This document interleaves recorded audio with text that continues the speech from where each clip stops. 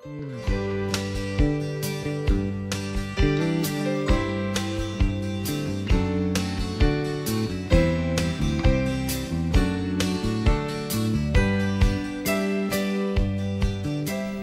you for joining us on Around Town. It is a real pleasure to welcome Paula Fryland, who is the regional president for PNC. So we're glad you're here. Well, thank you, Jean. We are so glad to be here, both as a company and as a person. I'm thrilled to be here. Well, great. And you have relocated to North Carolina, to our region, right? I did. I actually joined our team here in February and bought a home in May. And so now my family and I are here permanently, and we're really enjoying our time here. Well, great. Well, when I have to say, when this area heard that the bank was being sold, we are protective of our banks. I mean, we have Planters and Peoples, and then then Centura and RBC, Centura and then RBC, and you all have exceeded our expectations with keeping people employed, caring about the community, and we want to talk a lot about that, because I think the comfort level that we're feeling already and that you can give us with your wonderful generosity recently announced is just really important. Let's kind of go back to the bank. It's been in existence for a really long time. It's a very solid, enduring bank. It is. Kind of trace us. Absolutely. Sure. Well, PNC, of course, we're headquartered in Pittsburgh, Pennsylvania, which is where our sort of founding institution originates from.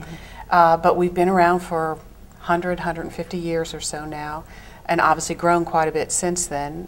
We have had the good fortune of partnering with lots of other banks along the way and acquiring them and joining forces with them. And that's enabled us to grow to now the 5th largest bank in the country by branches, and enable us to think about things like acquiring RBC Bank here in the Carolinas, and enabling us to continue to think about our growth strategy, working with communities like Rocky Mount and Raleigh and Wilmington, and thinking about our growth and how to grow with those communities as we continue to prosper. What was attractive to you? Of course, we thought RBC was RBC Centura and then RBC was very attractive because it's ours. Right. But obviously, you felt like it was very worth the effort and the expense and whatnot to acquire it. I think in 400 branches immediately you got with that? 400 branches and 900,000 new clients for PNC. And there were a couple of things that really attracted PNC to RBC Bank and this opportunity. One of them was what we knew through research, and what we discovered since then was that the employees of RBC Bank share a common trait with our PNC employees, which is they're very customer focused. They care a lot about delivering superior service and products to their customers, and really that's a foundation that takes you a long way. With that, of course, came the ability to have presence in high growth markets like North Carolina, Georgia, Alabama, augmenting our presence that we already have in Florida. So the high growth potential of this part of the country, in combination with an employee base that shares a common focus for clients, is really what made it such a great acquisition for us, and why I think we'll continue to do well here. I think a lot of us have found that the familiar faces, when we come in the bank, those people were retained. Absolutely. I think to a person, our goal was to retain all client-facing personnel, and I know that was something that we certainly made happen, and that is what enables us to think about how to bring new products and services to customers, because the employees that they've worked with at the bank for, in some cases, 30, 40 years are still the same people they're working with.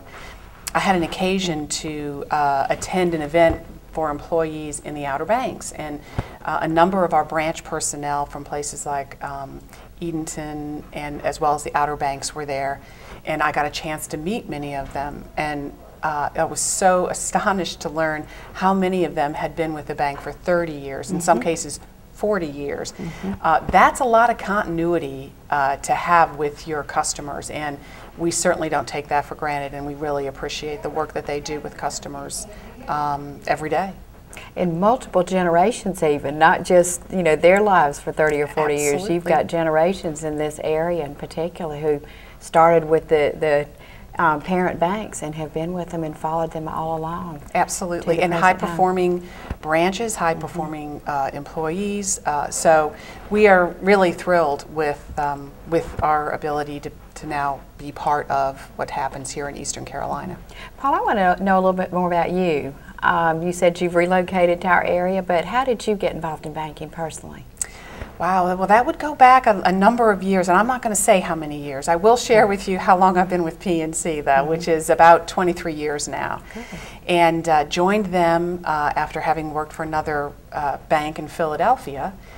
Worked for PNC in Philadelphia in corporate banking, went through a development program such as one that PNC offers to college graduates today to take the skills that they've acquired in school and augment them with banking capabilities. And worked in corporate banking in Philadelphia for a number of years, and then transferred for PNC to Louisville, Kentucky, where I lived for 14 years and essentially raised my family.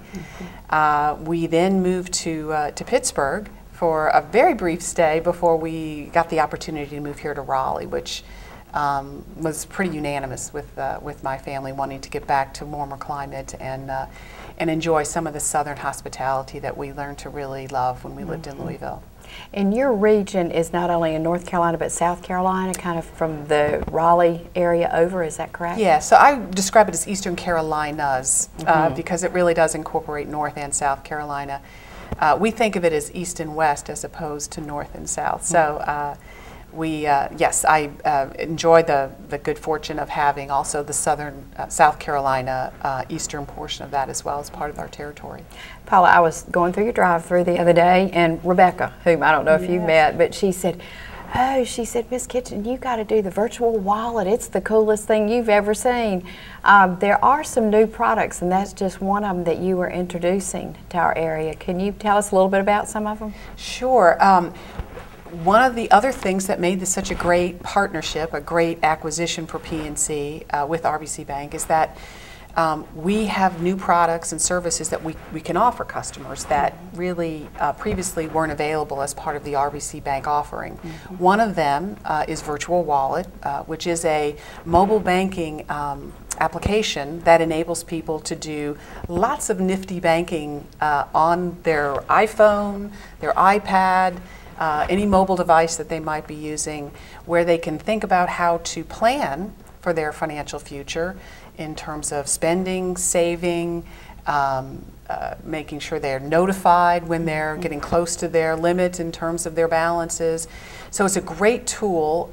We originally launched it thinking that it would really be interesting to young people, college students, and the 20-somethings. What we've discovered is people like me think it's a pretty nifty tool as well, and it's really gained a lot of popularity with our retail customers.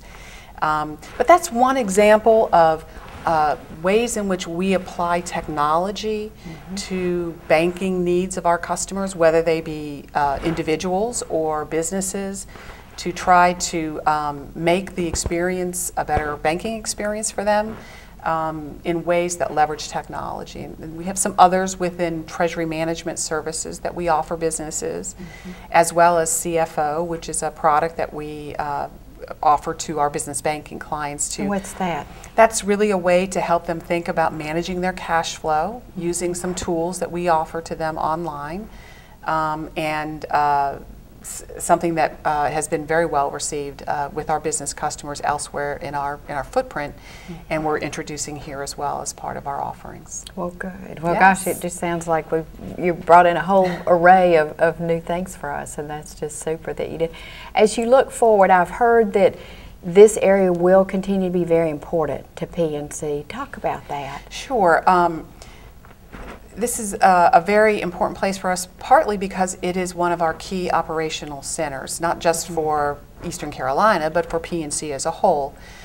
This is designated as one of our 5 operating key operations sites. And so, thank you. Yes, well, thank you. That. You know, from our perspective, it's a win because there were people here who are well trained and very capable and high performers. It is in a part of the country where we get the benefit of a separate sort of electricity grid, weather pattern, all of those things are important when you're thinking about where to locate operation centers. And so it was really a win for us to have this as part of what we acquired with RBC Bank. So I think you'll see as we continue to grow as a company, we'll continue to grow the work that's done here at the Operations Center. And so we would envision that growing as well over time as we continue to grow. So the Operations Center on Hardee's, or on Centura Highway, I guess, which might be renamed, as did the PNC Center now in Raleigh, but that's the location of it, or is it in Raleigh too? Or no, the Operations Center is here in Rocky Mount. Okay. But what we've really strived to do is to bring more of our operations functions together in 1 or 2 locations, and so we've consolidated most of those people into the locations here in the city of Rocky Mount. So in Church Street and a couple of other buildings on sort of a campus downtown. So we're not concentrating our operations folks out at the Hardee's site, but instead concentrating them downtown as part of really economic development for the community here. And that's a good time to take a break, because when we come back, you all pledged $1 million to help our area in 7 key areas. I think 5 locally in Rocky Mount, 3 in Raleigh, and people were just astounded and very grateful. But we're going to talk about each and every one of those when we come back. Well, wonderful. Thank you. Stay with us.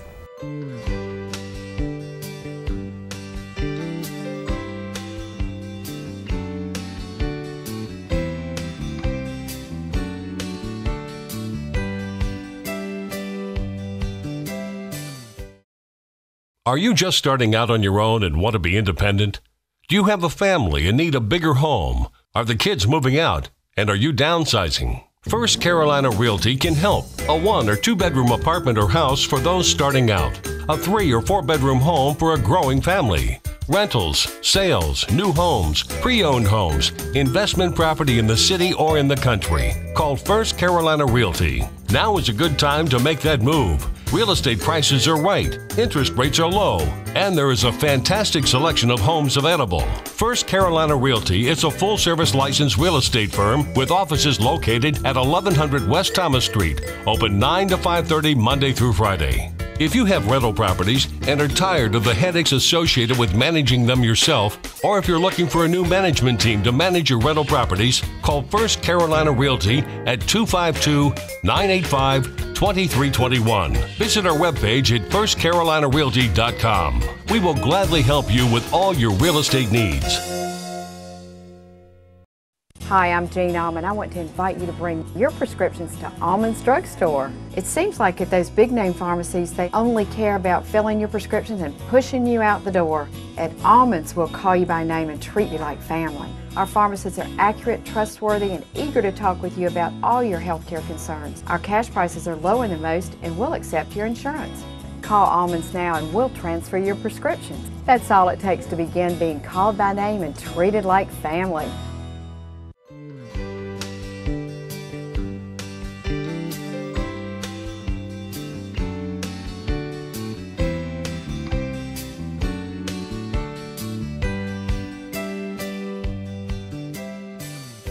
We are back with Paula Fryland, who is Regional President of PNC Bank. And again, thank you for coming. You've got to be a really busy lady. Do you just moving all the time, going from place to place with lots of responsibilities? Well, I actually think, and this is going to sound kind of corny, and I don't mean it to, but this is a new role for me. I've done a number of things for the bank, but this is the first time I've been a regional president. And I have to say, and I try not to tell my boss this because I don't want him to get the wrong idea, but most of the time I think of this as an absolute privilege. It's unbelievable to work with the employees I get to work with, to be a part of the communities that I get to work with, learn about, think about how we can work together. It is really a privilege on almost every day. Well, and you have to know that people in Rocky Mount are so grateful when people believe in us and believe in our town. We just are a town terribly committed to each other and to trying to help this be all it can be. And that segues well to the $1 million that PNC, we weren't expecting that, Paula. I mean, that was just such a gift that you all announced, and I think let's talk first about the 5 areas in Rocky Mount. Well, let me set the stage a little bit first to put it in context. PNC got very serious about our philanthropy a few years ago and realized that it's not enough to just provide grants, but you really need to be focused about it. You need to be focused on outcomes, because in the end, the health of our communities is all we have to propel us as a financial institution, and we totally get that. So we thought about where could we really have impact, and there are 2 areas that we really determined as our primary areas of focus, where as a bank we could really have impact in our communities. One of them is early childhood development. If study after study certainly indicates that if you can reach children before they start kindergarten and enable them to be on equal footing with other children, they have a much brighter outlook than they have if you wait till after they start kindergarten. So we launched a program called Grow Up Great, which is a now $350 million commitment to provide grants for early childhood development programs. The way we distribute that is always within each community. We reach out to the communities where we do business. We try to learn as much as we can about their priorities, about how to work with organizations that are successful in those communities to deploy those grants effectively. The second area is economic development, which I'm sure is not really a surprise. I mean, that's an area that obviously as a financial institution we should be focused on and we should be supporting. The way that worked here in Rocky Mount was that we spent a lot of time trying to talk with as many leaders, business leaders, community leaders, political leaders, that we could here locally to understand what were priorities in this community and what are the organizations that exist today that we could work with through grants to be most effective. And the way that works here in Rocky Mount is that we determined there was a great need for a couple of things, one of which is the community is very focused on economic development and thinking about how to continue to propel the prosperity of the community at large. So one of the areas that we provided a grant for was to enable the council and the city to do a feasibility study around an event center to determine whether or not that in fact would be a driver for economic development in the city of Rocky Mount. Almost a convention center type facility? I believe what's being looked at is sort of a smaller event center, kind of convention events, small concerts and so forth. I'm not really, to be honest with you, I'm not really sure exactly what that looks like, and I think that's part of the purpose of the feasibility study, is to think about what it should look like and how that can be a driver of growth for the community. Our city manager, Charles Penny, was talking about that on the Buzz, our chamber show recently, with great excitement and enthusiasm that you all have made that feasibility study possible. So. Well, we're thrilled to do it, and we think that, again, rather than have PNC think about what makes sense, it's much better for us to work with communities that have already spent time really thinking through what are the areas that they want to work on, what are the priorities for them. With the community colleges. Yes, so the other thing that we learned as part of our learning was that there was a great need for some job training for people who either had been displaced or who were still just looking for opportunities in the local community. And so we partnered with both Nash and Edgecombe community colleges to work on some workforce development programs for people in the community to enable them to develop the skills to not only for PNC jobs, but for jobs that might be available with other employers in the community. And then the last area that we focused on is early childhood education. We reached out to Down East Partnership to see if there were ways for us to work together to support needs that they had in working the great work that they do locally. And we funded the renovation of a playground on the site there that's available not only for Down East Partnership, but for the community at large. For children that live in that area. So those are the initial, those are sort of the initial grants. I do think you'll see us being active going forward and looking for more areas in which we can have impact. Well, it's very clear with Downey's partnership that is the model program for North Carolina for Smart Start, right. That was begun a number of years ago by Governor Hunt. Yes. And Henrietta Zalkind has leveraged dollars to deliver the best impact of almost any program in the state for. Yes. For preschool kids. And it's been a great pleasure to get to know her and hear about the work that they're doing. And as I said, I think you'll find the $1 million grants were really just our initial programs. You will see us continuing to be active, continuing to look for partnerships, organizations to work with around economic development and early childhood development specifically. And your simulation lab too. Yes. Tell us about that. I think that's really exciting. Well, I think that was in partnership with a company called Turning Point, who's working with the community college to deliver a program. But the primary function is really to enable people who maybe are not familiar with what a workplace setting is like, what it's like to work, to simulate what a workplace setting would be like, so that they're fully equipped when the time comes to undertake their new job. So you're working at all different levels: re-entry, retool, retrain, but also train from beginning at the ground level. Absolutely. Super. And now you're, I guess, history at the Imperial Center with documenting your predecessor banks here and preserving that history. Talk about that, Paula. Yes, we call that the Legacy Project, and it's something that we started doing probably 5 years ago or so, when we acquired a couple of other institutions, and we discovered they had really rich histories, and that we did not want that not to be celebrated once the name was changed, so to speak. And so here in Rocky Mount, obviously the predecessor banks, in particular Planners and Peoples, are mainstays of this community, and probably I suspect there are people that still refer to our branches as the People's Branch. Or, I suspect there are still people out there that have just ignored the name changes, which is perfectly fine with us. But we thought it was really important to take some time, make sure that we document the history of the organizations, interview some of the people who are still active with the company and those that may have retired, and really develop a display that we could share with the community that celebrates the rich history that emanates from Rocky Mount. And I think you're absolutely right that there are some people who can speak from personal experience still alive, and to capture those memories and those founding principles and whatnot while they're still able to articulate them would be really important too. Yes.